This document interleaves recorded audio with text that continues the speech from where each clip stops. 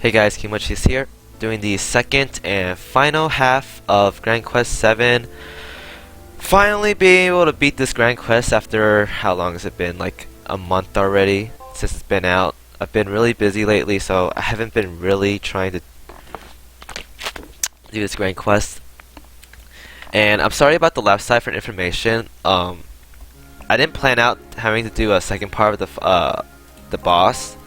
So what I initially did was I thought it was just a one boss gold run, but apparently there's two parties that have to beat the final boss. So I didn't have time to set up the information for my main party or the first squad that you see. But the spheres aren't even that different. It's just pretty much the same thing. But instead of like malice jewels, I'm using like leg ones and some magic ores.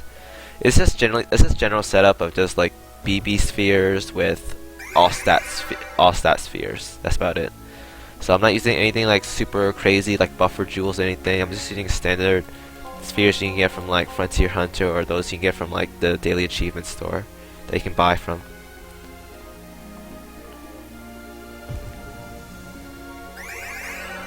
So I'm not going to change my items because, well, I should have changed my Fujin potions, but I forgot to change it actually, so probably gonna pay the price for this, but I still have three revives left, so it's not the end of the world for me. But if I need those demon flutes or whatever that I could have probably used, then this is gonna be an issue. But aside from that, I think I'm okay. I have like a lot of BP sustain on this team because I have a lily and a tree for healing, which is like basically like 15 crystals for a heal, which is pretty good. And I think this boss is, well, it could be easier. We'll see. I'm not expecting anything like super crazy from this boss, but it's basically Lucius, the one that from the quest line, but it's about like 5 or 6 times harder than the one you see from the quest because of the tankiness and the defense that it does. And I've seen like some YouTubers struggle doing the boss. I think it's because of bad RNG, similar to the last boss. So let's hope that this time around nothing like crazy happens, because it's my first time doing the boss run for the second half, and we can just not have to cry about having like, oh my god, my lily just died because of focus fire, or my tree is like, oh my god, my tree is stunned because I don't have my Jeeves on my tree. So yeah. Alright, so Lucius, the final boss for the storyline so far, is now in Grand Quest 7.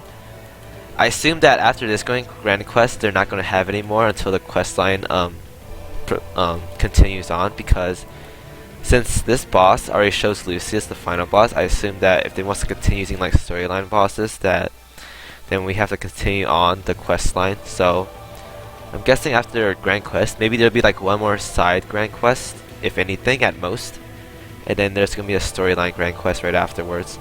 I mean, a storyline right after this Grand Quest. Alright, so like, oh, I can change my party here.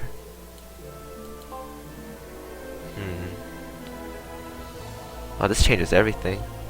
This is so good. Holy crap, this is so good. Holy moly, this is so good. I didn't know I could change my party like this.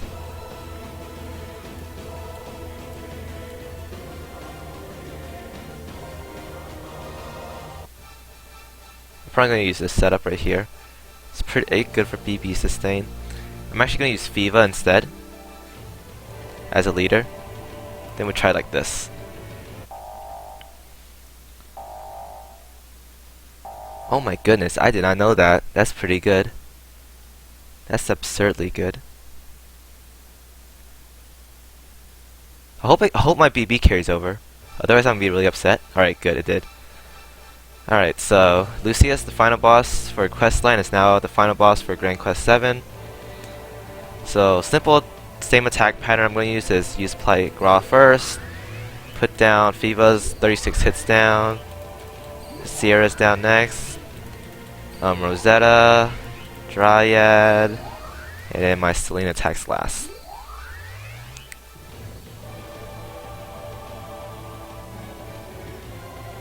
try to get Selena's Ultra Brave Burst up as soon as possible so I could do a lot more damage with the Dark Elemental on all my units up. So I think that was a buff removal right there. Alright, yeah, it was. Alright, so I'm gonna guard with my Dryad this turn. And attack with everyone normally.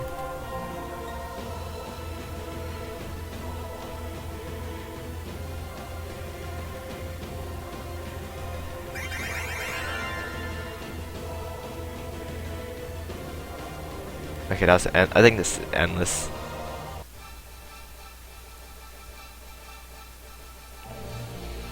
Alright, so I survived endless. Pretty good. So go back and apply my buffs on.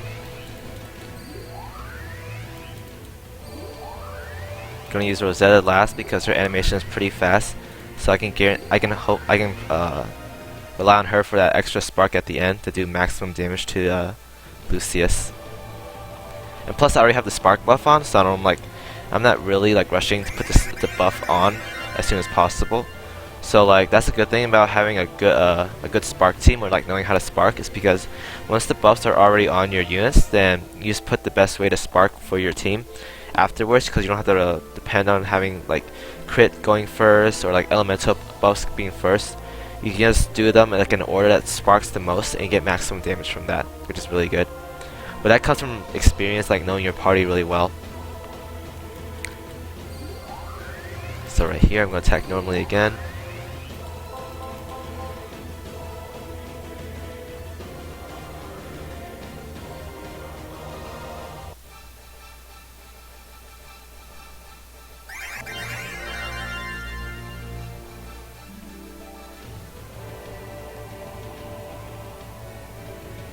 Alright, so now I think the elemental buffs are still on.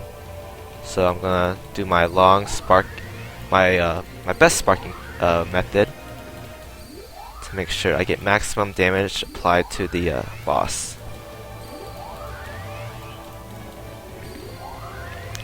And so the more sparks the better. The more sparks, the more damage you're doing to the boss, which is really good. If I used a Rosetta lead, this would be doing more damage, but I'm not, because I want Fiva here for the leader skill to sustain my Brave Burst, which is really beneficial. Alright, so that was a Cardis heal, I think. So there's a buff removal on my Rosetta, so I immediately have to get that back up for her. I'm gonna apply the buff on Fiva to everyone, so I can have more little tankiness as well as a little more damage. So I'll have that going for me.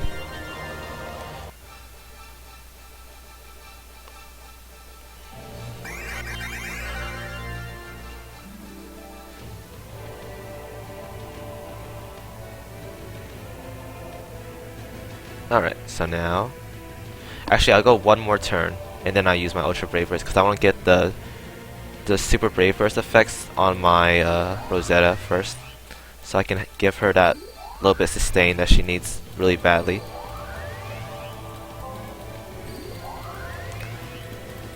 Because right now her buffs are removed, so I need to apply all of the buffs back onto her.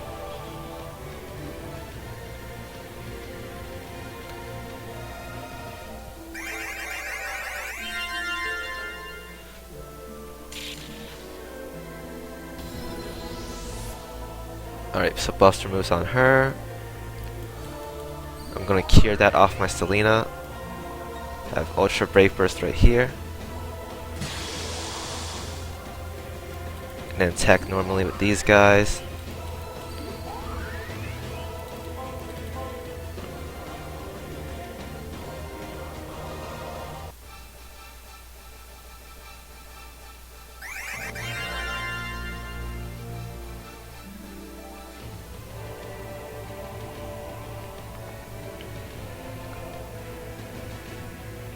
Alright, so now I'm going to do this first in Selena, make sure it's maximum damage.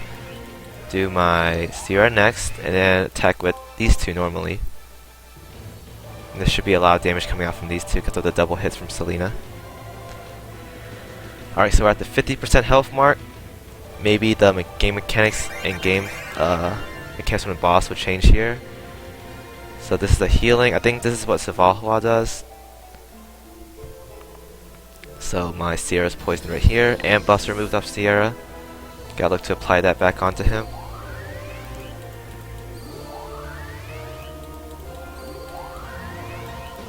And I attack with Rosetta and Grau normally here.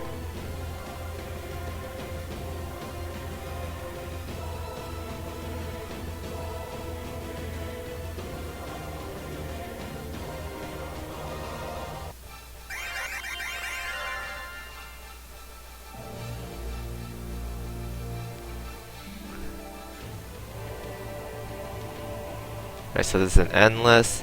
So this is my last turn with the Selena Ultra Brave Burst, so I'm going to take this turn and attack normally with everyone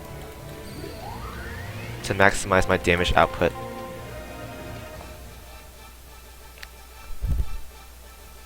You see right there, that's massive damage from just normal attacks. Selena's Ultra Brave Burst is really good. I love it so much.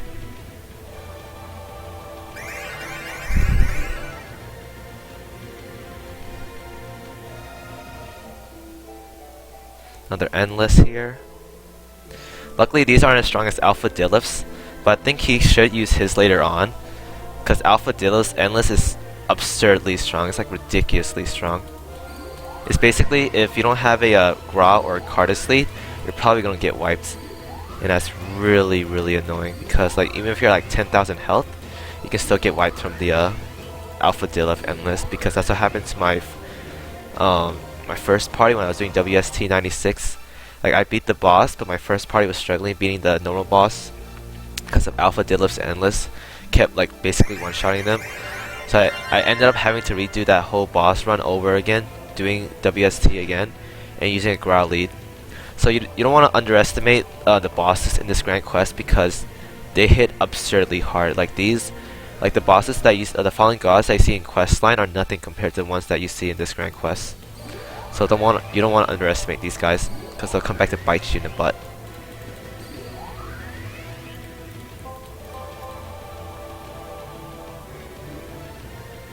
At the 25% health mark right here.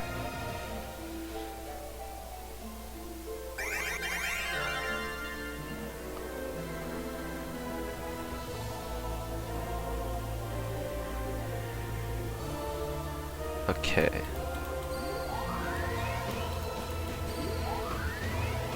Oh, I also just noticed that I forgot to change the title of the video to Lucius being the final boss, but whoops.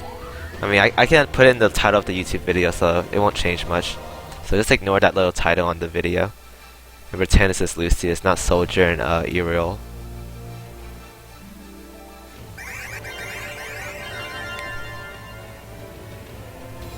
Alright, buffs removed on Gra. Gotta look to put that back onto him. I'm also taking this time to put Fiva's buff on to ensure that I have that little tankiness and the recovery that I get from the buff.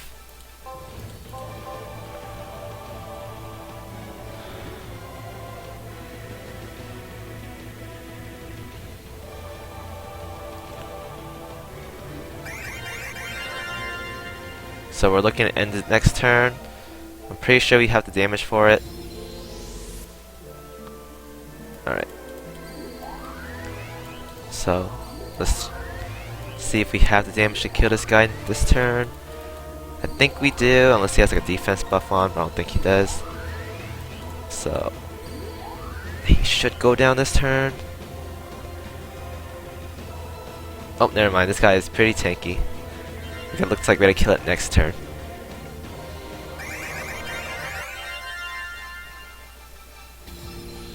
Buffs are moved on Gra. Gotta put that back onto him. Little tankiness on Fiva. Up. And attack with these guys. Alright, so this should end. Most definitely should end it. There we go. And so that's that. Final boss down for Grand Quest 7, and we are done. Now we can get the evolution crystal for Paris and get her to 6 stars. I have no use for Paris in my party, but I like her art design, so I'm gonna evolve her and just have her as like a side trophy. In case she does have a use, then I'll use her. But if she get like a cleansing buff or like Dryad, Aldtree, Lignus, Cannon, like any units like that that can like cure status ailments, I would use her. But she doesn't. She only gives like a defense buff and a recovery. So it's basically like subpar good. I mean, her stats are decently okay, but aside from that, she's like her unit kit is not anything special.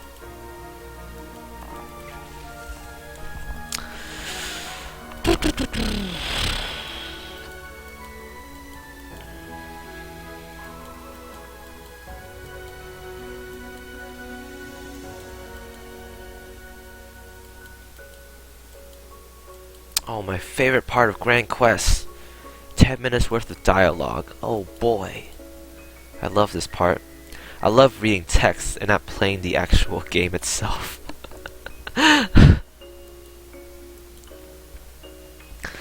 well, I mean, some people might enjoy reading the dialogue. For me, I find it okay. Cause sometimes I know what's partially going on. Cause I don't speak Japanese personally, but like I've seen like translations of like what's going on. And I mean, sometimes it's okay, cause sometimes it's like plot twists, like Lucius quest line was pretty plot twisty itself, I guess, because spoiler alert, Tillith is gone, missing. Then you had to go find her. You basically killed the guy that was helping you out when you first started playing the game. And yeah, I thought that was pretty neat as a storyline. But aside from that, like I think the quest line for Brave Frontier is pretty generic. You have an adventurer going around meeting new people, killing bosses, eventually getting to the final boss. It just turns out to be like the gatekeeper of some underworld demon, and then you're on a new adventure afterwards. I mean, compared to like most animes and mangas I read nowadays, it's pretty cool, and it has a pretty like, I guess, unique storyline because there's like what, 4 fallen gods, and you're off to stop them from like wreaking havoc across the country that you're in. So that's pretty cool, I guess. But aside from that, I'm not like really a big storyline kind of guy, unless like an anime or like a manga that I'm reading. Because the last big storyline that like really caught my attention when I played a game was Tales Symphonia. I think Tales Symphonia like storyline is like one of the best out there in terms of like game storyline, because there's plot twists, there's betrayal. It has a really in-depth backstory that I really enjoyed reading about, and so that's what got my attention when I first started playing the game. And if you guys haven't played the game yet, Tales Symphonia, I highly recommend it. I don't recommend the second one because I'm not gonna lie, it's pretty bad, because I played the second one and it's literally nothing compared to the first one. It's literally like 1/10 of how good the first one is, and so I don't really recommend it. But if you get the chance to, and if you haven't played the first one, I'd highly recommend playing the first one. It's really good. And so right there we got our rewards for the Paris Evolution Crystal, Alton Imps, and some other imps as well with the Paris Sphere. So here we go, we have the 100% completion on Paris. I need to go back and finish Len's Grand Quest later on when I have the chance. So let's get to the final part of this video, and that is to evolve our little friend Paris to 6 stars. And she can group up with Syria, Caro, and Graz 6 star, leaving Lucina as the last one. And Tillith, but I don't have Tillith yet for Frontier Hunter. Frontier Hunter's out right now, but pretty lazy doing it, so I'll do it some other time when I get the chance to, and I'm not as lazy. And I'll try harder like when I get the chance to. But right now I'm not really competitive when it comes to Frontier Hunter.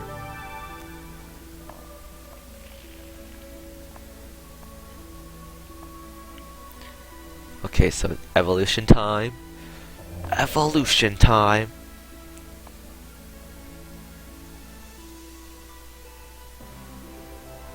Here we go. 6 star Paris.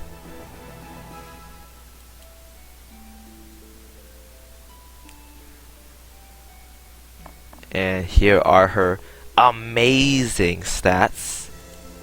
And so that concludes this part of Grand Quest 7 and the final video for this Grand Quest as well. So thank you guys for watching. If you liked this video, found it useful, enjoyed it in any way possible, please like, comment, subscribe, and I will see you guys next time. Hopefully I will not be as late on making these videos as I did for like the past 3 weeks. So until then, peace out guys. I'll see y'all next time.